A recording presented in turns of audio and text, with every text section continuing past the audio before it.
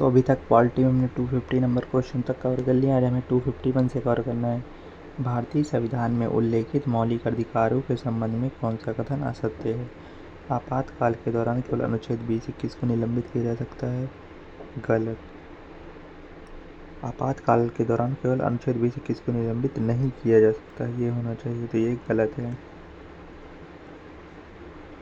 44वां संशोधन अधिनियम 1978 अनुच्छेद 359 आपातकाल के दौरान भाग 3 द्वारा प्रदत्त अधिकारों के प्रवर्तन का निलंबन के दायरे को सीमित करता है। अनुच्छेद 20 और 21 को छोड़कर सभी मौलिक अधिकार केवल राष्ट्रीय आपातकाल अनुच्छेद 352 के आधार पर ही निलंबित किए जा सकते हैं। स्कूल में क्रिसमस, ईद और होली का उत्सव बच्चों को मौलिक कर्तव्यों के बारे में भी सिखाने का एक उदाहरण है। निम्नलिखित में से कौन सा मौलिक कर्तव्य इस प्रकार के आदर्शों की वकालत करता है? सद्भाव और आम भाईचारे की भावना को बढ़ावा देना।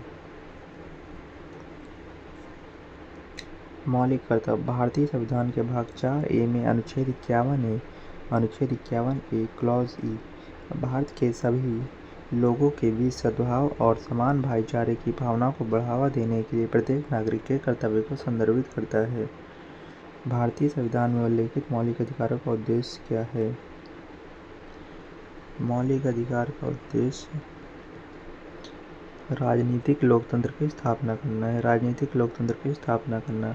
भारतीय संविधान में मौलिक अधिकारों का उद्देश्य व्यक्तिगत स्वतंत्रता, समानता और नस्ल, जाति, लिंग, धर्म या जन्मस्थान के आधार पर भेदभाव के खिलाफ सुरक्षा प्रदान करके एक लोकतांत्रिक समाज का निर्माण करना है।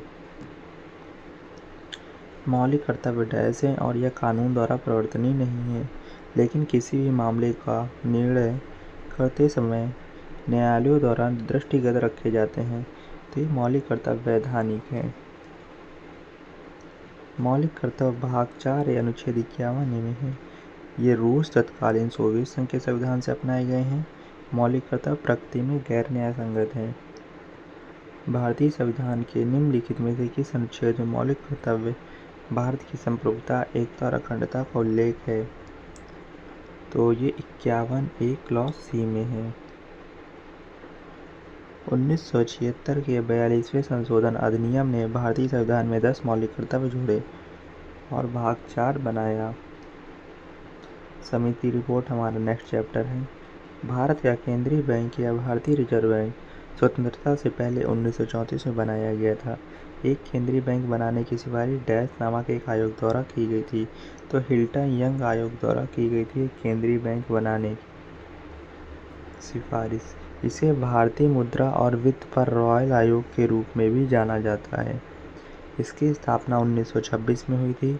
भारतीय रिजर्व बैंक RBI भारत का केंद्रीय बैंक और भारतीय बैंकिंग प्रणाली की देखरेख करने वाला नियामक निकाय है। यह भारतीय रुपये के नियंत्रण, जारीकरण और आपूर्ति का प्रबंधन करता है। भारतीय रिजर्व बैंक RBI की स्थापना 1 अप्रैल 1935 को भारतीय रिजर्व बैंक अधिनियम 1934 के प्रावधानों के अनुसार की गई थी। 1989 में किस समिति ने स्थानीय सरकारी निकायों के लिए संवैधानिक मान्यता की सिफारिश की? तो PK थुंगन समिति ने की। नियमित चुनाव, विशिष्ट कार्य और स्थानीय सरकार संस्थाओं के लिए वित्त पोषण के लिए एक संवैधानिक संशोधन की सिफारिश की। अशोक मेहता समिति यह 1977 में जनता सरकार द्वारा स्थापित किया गया था, जिसने भारत में पंचायती राज प्रणाली का अध्ययन किया। बलवंत राय मेहता समिति, इसने विभागीय और उपविभागीय स्तरों पर सत्ता और कार्यों के विकेंद्रीकरण की सिफारिश की। जस्टिस वर्मा समिति, इसका गठन महिलाओं के खिलाफ यौन उत्पीड़न के आरोपियों के लिए तेजी से सुनवाई और कड़ी सजा के लिए आपराधिक कानून में बदलाव का सुझाव देने के लिए इसका गठन किया गया था। तो जस्टिस वर्मा समिति महिलाओं के यौन उत्पीड़न को रोकने के लिए और उनको आपराधिक सजा देने के लिए। निम्नलिखित में से किस आयोग समिति ने कुछ मौलिक कर्तव्यों के कार्यान्वयन के लिए कानूनी प्रावधानों के अस्तित्व की पहचान की? तो न्यायमूर्ति वर्मा समिति ने। इस समिति का गठन 1999 में किया गया था। इसने निम्नलिखित कानूनी प्रावधानों के अस्तित्व की पहचान की: राष्ट्रीय सम्मान अपमान निवारण अधिनियम 1971, नागरिक अधिकार संरक्षण अधिनियम 1955, लोक जनप्रतिनिधित्व अधिनियम 1951, वन्य जीव संरक्षण अधिनियम 1972 और वन संरक्षण 1980। निम्नलिखित में से किस समिति ने भारत के संविधान में मौलिक कर्तव्यों पर एक अध्याय शामिल करने की सिफारिश की थी और इस बात पर जोर दिया था कि नागरिकों को इस बात के प्रति भी जागरूक होना चाहिए कि अधिकारों का आनंद लेने के साथ उन्हें कुछ कर्तव्यों का भी पालन करना होगा। ये सौर-सिंह समिति ने बोला था 1976। सौर-सिंह समिति 1976 ने मूल रूप से भारतीय संविधान के अनुच्छेद 51(a) के तहत 8 मौलिक कर्तव्यों की सिफारिश की थी। हालांकि समावेश के समय 42वें संविधान संशोधन अधिनियम 1976 द्वारा भाग 4(a) में 10 कर्तव्य जोड़े गए थे। शुरुआत में 10 कर्तव्य थे और 86वें संशोधन अधिनियम 2002 द्वारा एक और जोड़ा गया, जिससे कुल 11 मौलिक कर्तव्य हो गए। निम्नलिखित में से कौन सी समिति औद्योगिक लाइसेंस नीति जांच से जुड़ी थी? तो जो दत्त समिति है ये औद्योगिक लाइसेंस से जुड़ी थी। हजारी समिति भारत में एक ऐसी समिति थी जिसने उद्योग विकास और विनियमन अधिनियम 1951 के तहत औद्योगिक लाइसेंसिंग प्रक्रिया का अध्ययन किया था। अभिजीत सेन समिति 2002 दीर्घकालिक खाद्य नीति, पश्चिमी घाट पर जनसंख्या दाब, जलवायु परिवर्तन और विकास गतिविधियों के प्रभाव का अध्ययन करने के लिए गडगिल आयोजना का गठन किया गया था। तो गडगिल आयोग का गठन किया गया। नवंबर 2022 में उच्चतम न्यायालय ने आर्थिक रूप से पिछड़े वर्गों EWS के कोटे के 10% रकारिया समिति, राजमन्नार समिति, बाल आरक्षण को बरकरार रखा। यह EWS आरक्षण निम्नलिखित में से किस आयोग की सिफारिशों के आधार पर किया गया था? तो ये सिंघो आयोग है उसकी सिफारिश पर किया गया था। 2005 में गठित और 2010 में अपनी रिपोर्ट प्रस्तुत की थी। 2019 में कैबिनेट ने EWS को आरक्षण प्रदान करने के लिए संविधान 103वां संशोधन में संशोधन करने का निर्णय लिया। सरकारी आयोग 1983, केंद्र राज्य संबंधों की समीक्षा की खेलकर आयोग 1953, जिसे प्रथम पिछड़ा वर्ग आयोग के रूप में भी जाना जाता है। मंडल आयोग 1979, दूसरा सामाजिक और शैक्षणिक रूप से पिछड़ा वर्ग आयोग। निम्नलिखित में से किस व्यक्ति को दूसरे राष्ट्रीय न्यायिक वेतन आयोग सेकंड नेशनल जुडिशियल पे कमीशन का अध्यक्ष नियुक्त किया गया? तो PV रेड्डी को किया गया, न्यायमूर्ति PV रेड्डी को। दूसरा राष्ट्रीय न्यायिक वेतन आयोग 2017 में अखिल भारतीय न्यायाधीश संघ मामले में सर्वोच्च न्यायालय के आदेशानुसार अनुच्छेद 32 यानी संवैधानिक उपचार के तहत इसकी स्थापना की गई। महिलाओं के खिलाफ यौन उत्पीड़न करने के आरोपी अपराधियों के लिए त्वरित सुनवाई और कड़ी सजा प्रदान करने के लिए आपराधिक कानून में संशोधन की सिफारिश करने के लिए न्यायमूर्ति वर्मा समिति का गठन किया गया।